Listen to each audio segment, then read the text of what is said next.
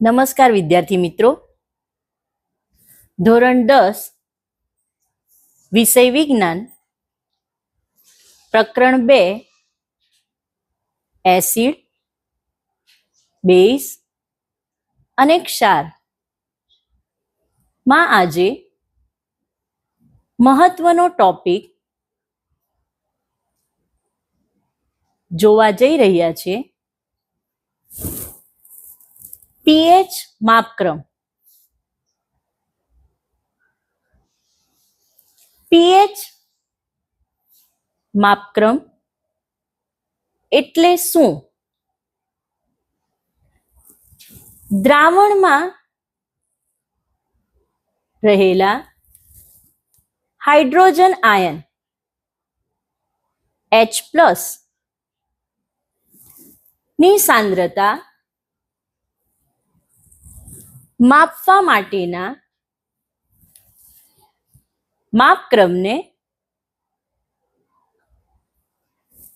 PH માપક્રમ કહે છે. PH માપક્રમ ની શોધ ડેનમાર્કના વૈજ્ઞાનિક SPL સોરેન્સને કરી હતી. પીએચ માપક્રમ માપી એ જર્મન શબ્દ છે. પી એટલે પોટેન્સ, એટલે કે શક્તિ. પીએચ એટલે પોટેન્સ ઓફ હાઇડ્રોજન. પીએચ એટલે પોટેન્શિયલ ઓફ હાઇડ્રોજન પણ કહી શકાય. પીએચ માપક્રમ આકૃતિમાં દેખાય છે તે રીતે 0 થી 14 સુધી પીએચ માપી શકાય છે. પીએચ નું મૂલ્ય 7 થી ઓછું એસિડિક દ્રાવણનું સૂચન કરે છે. પીએચ નું મૂલ્ય 7 થી વધારે બેઝિક દ્રાવણનું સૂચન કરે છે. પીએચ નું મૂલ્ય 7 એ તટસ્થ દ્રાવણનું સૂચન કરે છે.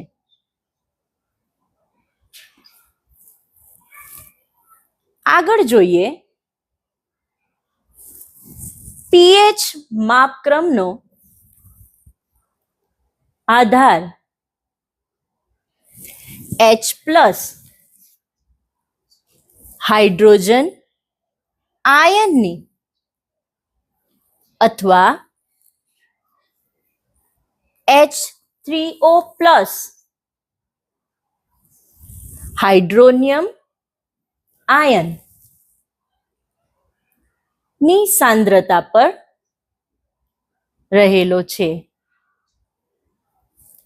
પીએચ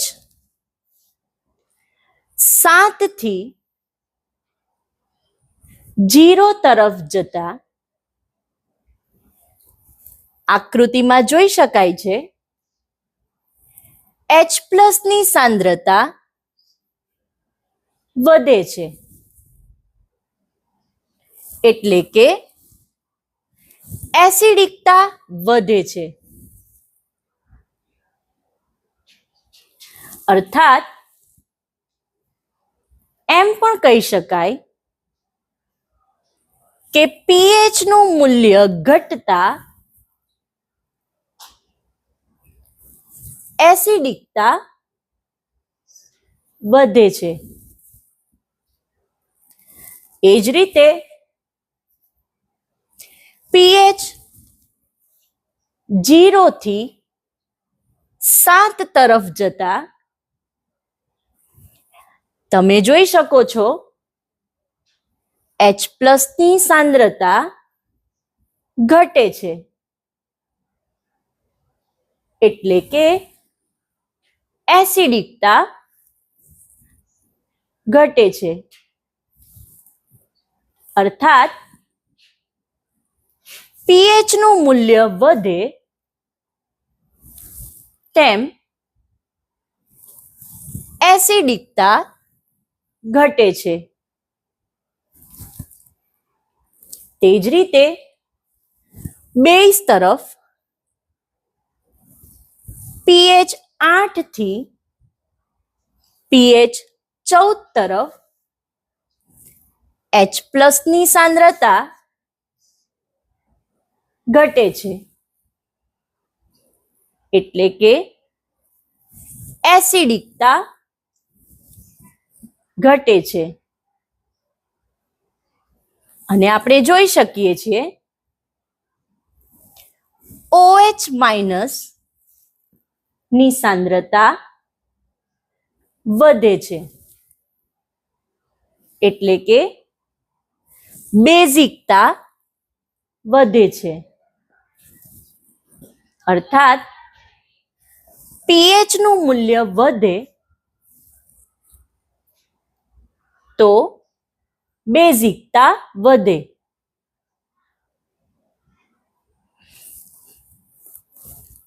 આગળ જોઈશું એક ઉદાહરણ દ્વારા.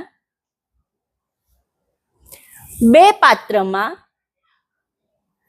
દ્રાવણ ભરેલા છે. એકની પીએચ 2 છે. બીજા દ્રાવણની પીએચ 6 છે. તો બેમાંથી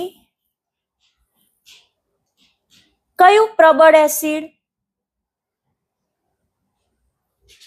અને કયું નિર્બળ એસિડ? તો જુઓ, આપણે શીખ્યા એમ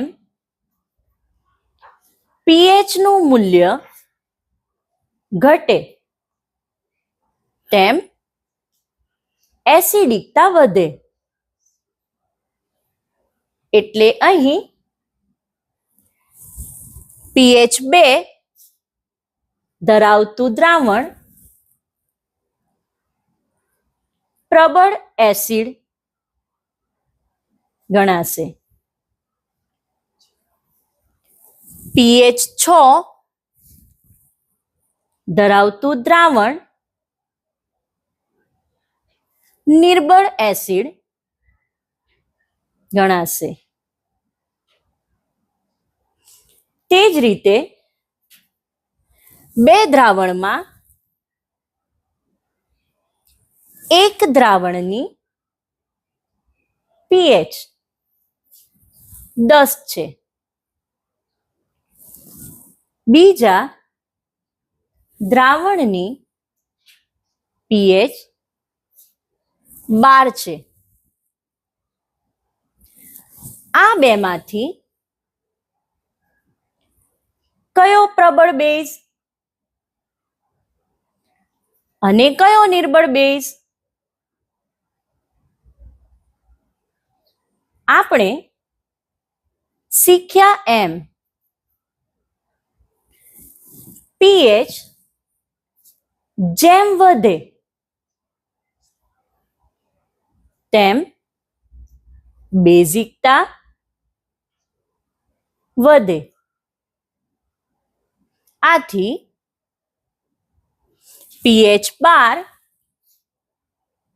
ધરાવતું દ્રાવણ પ્રબળ બેઝ છે અને pH 10 ધરાવતું દ્રાવણ નિર્બળ બેઝ છે. આમ આપણે વ્યાખ્યા કરી શકીએ પ્રબળ એસિડ જેમાં H+ અથવા H3O+ આયનની સાંદ્રતા વધુ. ઉદાહરણ તરીકે HCl હાઇડ્રોક્લોરિક એસિડ. નિર્બળ એસિડ જેમાં H+ અથવા H3O+ આયનની સાંદ્રતા ઓછી. ઉદાહરણ તરીકે CH3COOH એસિટિક એસિડ. તે જ રીતે પ્રબળ બેઝ જેમાં OH-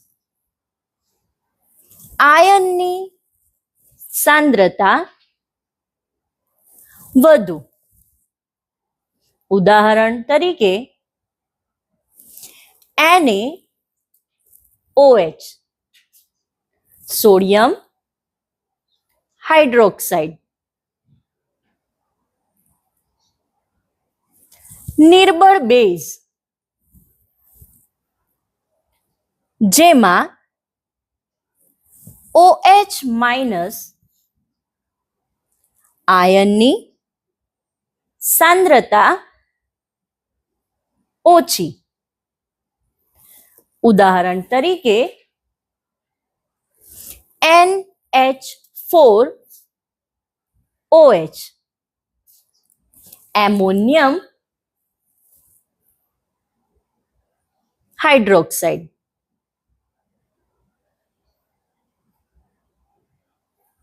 થેન્ક યુ.